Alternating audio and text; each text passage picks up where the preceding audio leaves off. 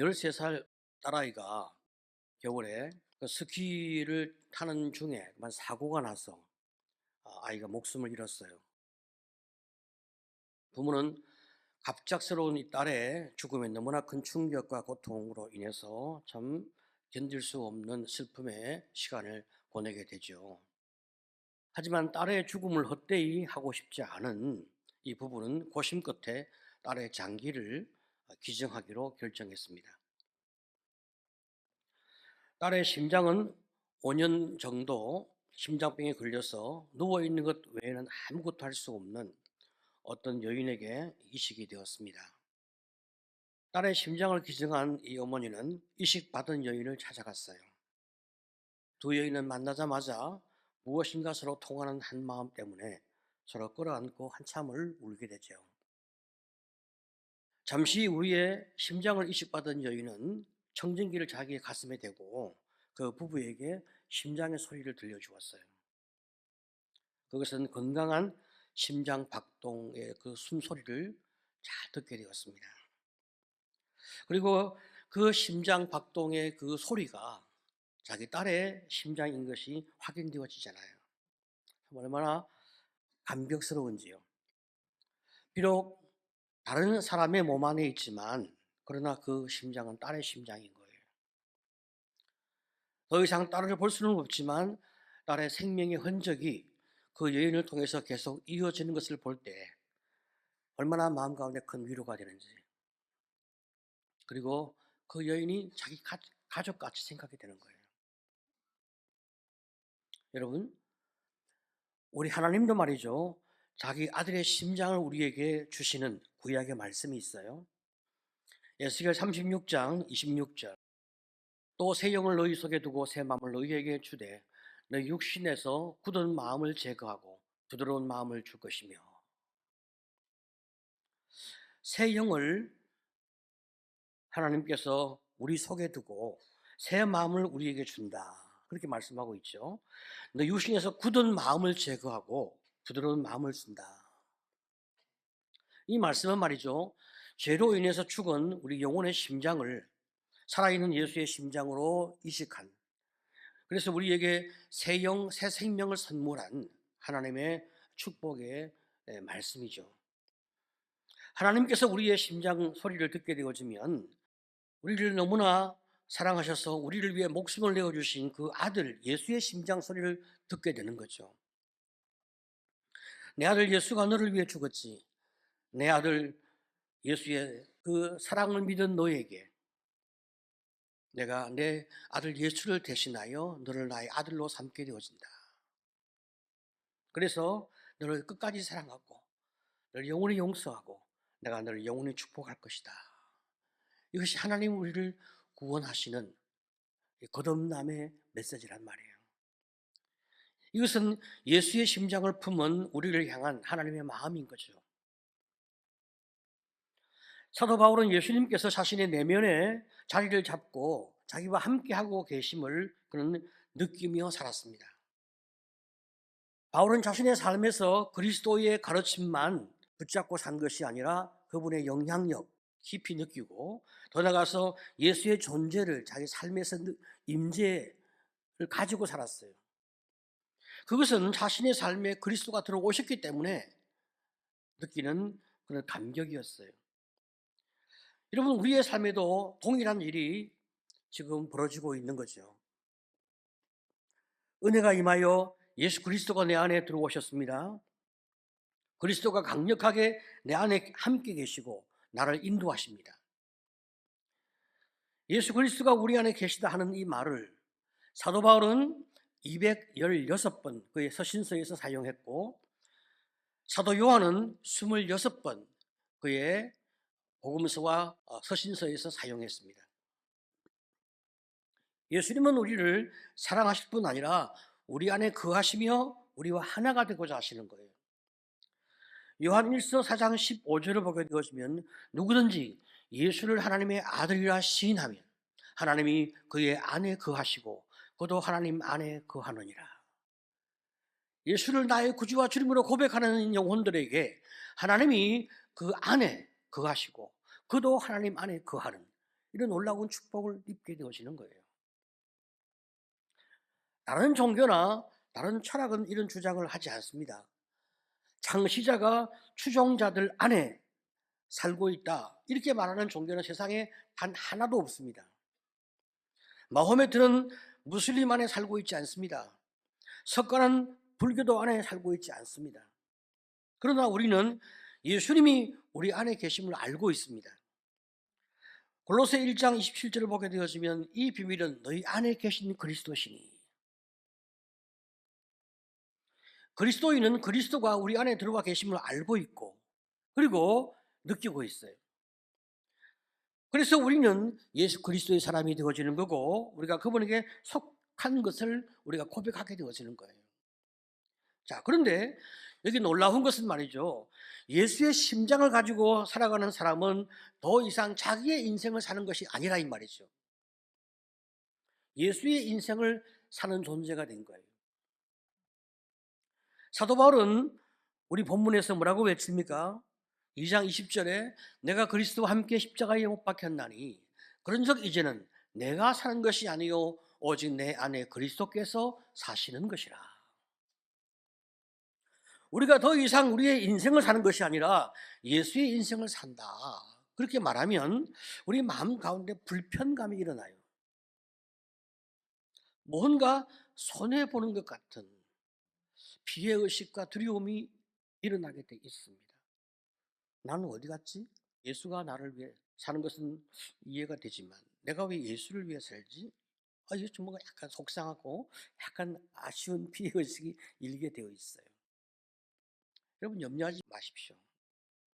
우리 하나님은 단 한 번도 우리에게 피해를 주는 분이 아니고 우리 하나님은 단 1원도 우리를 착취하지 아니하시고 우리 하나님은 어떤 경우에도 우리에게 당신을 위해서 우리를 이용하는 그런 악을 범하지 않습니다.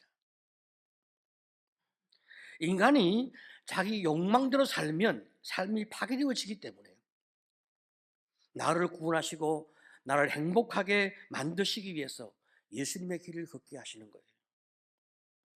그래서 예수 그리스도가 내 안에 계셔서 예수의 심장으로 예수님이 원하시는 대로 예수의 사랑으로 살게 하시는데 그 모든 것이 나에게 유익하도록 나를 이끌어 가시는 거예요. 내가 그리스도와 함께 십자가에 못 박혔나니, 예수의 심장이 내 안에 들어온 것은 내 심장에 죽었기 때문에, 쓸모없고 가치 없는 심장이 되었기 때문에 내 심장을 버리고 예수의 심장을 채택한 거죠. 왜 내 심장이 죽었습니까? 내가 죄인이기 때문에 내 심장이 쓸모없는 심장이 되어진 거예요. 여러분, 죄가 우리의 삶에 몇 퍼센트 정도 오염되었다, 우리가 그렇게 생각하게 되어진다면 우리가 우리를 다 죽일 필요가 없어요. 오염된 그 정도만 제거하면 되는 거예요. 하지만 바울은 자신의 존재 전체가 죄덩어리라고 이야기하고 어느 한 부분도 살려놓을 수 없을 만큼 치명적인 죄의 오염이 전인격 속에서 이루어져 있다고 말하고 있어요. 그래서 나는 그리스도와 함께 십자가에 못 박혔다, 나는 죽었다라고 외치는 겁니다. 하지만 우리는 자꾸 이런 오해를 하게 되는 거죠. 나는 선한데, 괜찮은데 가끔 내가 연약해서 내가 죄를 짓는다, 이런 착각을 자꾸 하는 거예요. 여러분, 죄는 본질적으로 우리 자신과 구별되지 않습니다. 우리가 죄를 짓게 되어지면 내 인격 속에 이미 본성적으로 자리 잡고 있는 죄의 그 본성이 내가 짓는 죄와 결탁해서 연합해서 나를 더 심각한 죄성으로 몰아가는 거예요. 우리가 이것을 정확하게 이해할 필요가 있어요. 실제로 우리의 지식이나 감정이나 의지를 포함한 모든 영역이, 우리의 전인이 죄로 인하여 오염되어 있단 말이에요. 오래전에 어떤 통계를 보았는데 그것은 어느 교회든지 문제를 일으키는 사람은 대부분 그 교회에서 가장 충성스러운 성도들이 문제를 일으킨다, 그런 통계 조사를 보았어요. 그리고 제가 자세히 읽어보고 난 다음에 이분들이 해석을 잘못하고 있구나, 그렇게 제가 깨달았습니다. 더 정확하게 설명하면 충성스러운 사람이 문제를 일으키는 게 아니라 미숙한 사람, 미성숙한 사람이 자기 중심적인 마음으로 충성할 때 문제를 일으키는 거예요. 사탄은 미숙한 성도를 어떻게 유혹합니까? 내가 이만큼 헌신했으니까 교회가 너의 생각대로 움직여야 돼, 이런 욕구를 부추기는 거예요.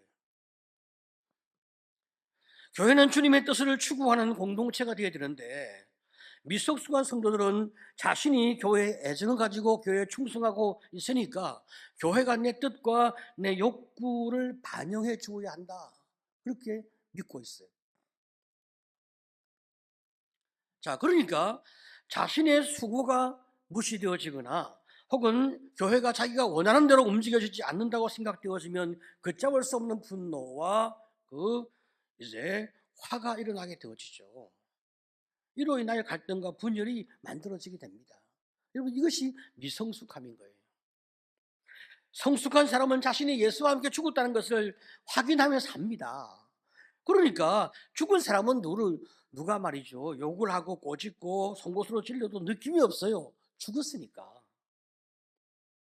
마찬가지로 우리가 예수 그리스도 안에 죽었다는 이 믿음을 가지고 우리의 삶을 살게 되어지면 우리가 불쾌할 일도, 그리고 실망할 일도, 억울할 일도 별로 없어요.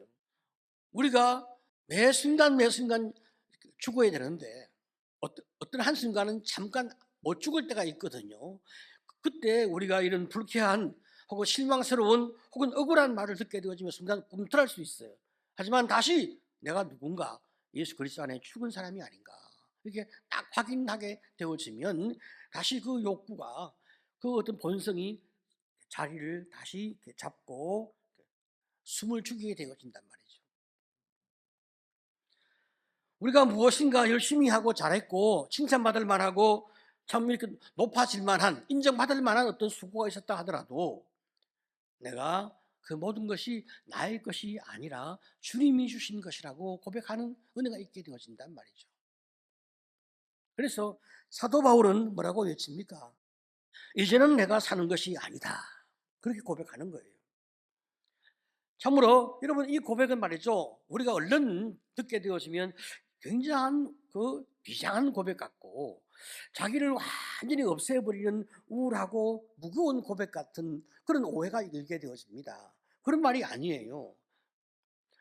이제는 내가 사는 것이 아니다, 내가 더 이상 죄로 인하여 고통 가운데서 죄와 싸우면서 몸부림치면서 참 실패와 실망을 안고 힘들게 사는 것이 아니다, 이런 고백인 거예요. 그러니까 이 고백은 기쁨의 환호성이다, 이렇게 말할 수가 있어요. 사람들은 일반적으로 자신이 죽는 것을 두려워하잖아요. 자신의 꿈과 계획, 인생의 즐거움, 이 모든 것들이 다 사라지고 결국 자기 자신이 없어진다고 생각하니까 죽음이 무서운 거예요. 정말 일반적인 사람에게 죽음은 진짜 무서운 거예요. 예수의 심장이 없는 사람, 성령이 없는 사람은 죽음이란 그 인생의 종말이고 영원한 형벌의 시작이니까 어찌 두렵지 않을 수 있겠어요. 자, 그렇지만 예수의 심장으로 사는 사람은 성령께서 그 안에 내주에 계시니까 성도에게 죽음은 새로운 부활을 경험하는 축복의 시간이란 말이죠. 나의 영생의 시작이요, 영생의 시작이요, 영원한 행복의 시작이 바로 죽음으로부터 비롯되어지는 거니까 죽음은 또 다른 새로운 시작으로서 우리의 가슴은 설레게 하는 거예요. 예수님께서 참으로 그 십자가에 나도 함께 죽고 내가 예수와 함께 새롭게 부활해서 내 인생을 살아가는 진정한 변화가 우리 안에 일어나고 있단 말이죠. 예수가 이미 내 안에 들어오심으로 말미암아 내 삶이 치료가 되기 시작했잖아요. 자, 그러니까 그동안에 온갖 추악한 죄, 어두움 다 물러가고 예수의 깨끗한 인격이 나를 지배하게 됩니다. 그래서 그동안 더럽고 추한 것, 예수의 인격으로 거룩한 것으로 바뀌어지고 쓸모없는 쓰레기 같은 과거의 인생이 이제는 새로운 보물 인생으로 인생이 바뀌어졌단 말이죠. 옛날에 잘못된 목적을 바라보고 잘못된 선택을 하면서 비참하게 살아온 인생이 우리 인생이라고 한다면 이제는 예수를 만난 다음에 예수로 인하여 살아가는 거룩하고 의미 있고 가치 있는 삶의 목적을 가지고 내 인생의 품격이 달라지는, 더 이상 내가 나를 그렇게 함부로 대할 수 없는 그런 존엄한 품격으로 내 삶을 새롭게 시작하게 되어진단 말이죠. 바로 그것이 예수 안에서 새롭게 부활된 나로 살아가는 이런 축복이란 말이에요. 오늘 우리의 본문은 그리스도 안에서 죽음을 이야기한 다음에 다시 사는 것을 말해주고 있어요. 자, 2장 20절. 이제 내가 육체 가운데 사는 것은 나를 사랑하사 나를 위하여 자기 자신을 버리신 하나님의 아들을 믿는 믿음 안에서 사는 것이라. 자, 이제 그죠? 죽었잖아요. 그죠? 예수와 함께 부활했습니다. 자, 예수와 함께 부활했으니까 이제는 부활된 사람으로서, 예수의 사람으로서 우리의 삶은 새롭게 시작이 되는 거예요. 우리가 우리 자신을 위해 목숨을 내어주신 예수의 사랑을 알기 전에는 나만을 위해서 이기적으로 살았죠. 나의 만족, 나의 쾌락, 나의 욕구 충족을 위해서 모든 에너지를 집중하며 살았어요. 그런데 그렇게 살아도 늘 불만과 아쉬움이 우리 안에 가득했어요. 그런데 이제는 예수의 십자가로 참 나의 모든 욕망과 욕심을 다 예수의 십자가에 나의 죄와 함께 묻고 예수의 심장 가지고 새롭게 살게 되었단 말이죠. 자, 그러니까 이제 내가 믿음 안에서 어떻게 살아야 주님이 가장 기뻐하실까? 어렵지가 않아요. 딱 두 가지만 하면 돼. 첫 번째, 우리가 하나님 안에서 행복과 자유를 경험하며 사는 거예요. 하나님 안에서 예배하며 그분을 바라보고 살아가는 거예요. 얼마나 여러분 좋습니까? 하나님을 향하여 그 안에서 예배하며 찬양하며 행복을 누리며 삶을 즐기는, 하나님을 인조이하는 이런 인생 삶을 살라고 말씀하고 있어요. 두 번째는 다른 영혼에게도 네가 누리고 있는 사랑을 좀 나눠줘라, 그렇게 말씀하고 있어요. 얼마나 쉬워요. 우리가 말이죠, 예수님 때문에 누리는 사랑과 행복과 자유를 다른 사람에게 나누어 주는 거, 그들은 모르니까, 그 은혜를 모르니까, 그 사랑을 모르니까, 그 축복을 모르니까, 그 영원한 행복을 모르니까 우리가 좀 나누어 주는 거예요. 바로 이 삶의 길로 주님은 우리를 초청하고 있는 거죠.